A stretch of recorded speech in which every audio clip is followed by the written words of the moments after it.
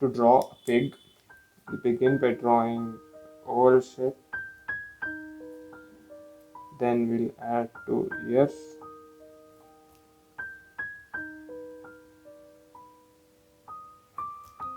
and next another oval shape and place two dots.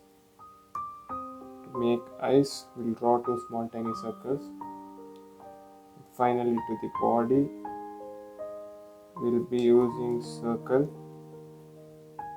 Next, we'll form the legs using rectangle,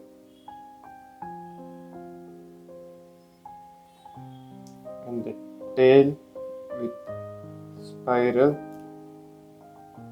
With this stem, we'll start coloring, so you can uniformly color the pig using pink,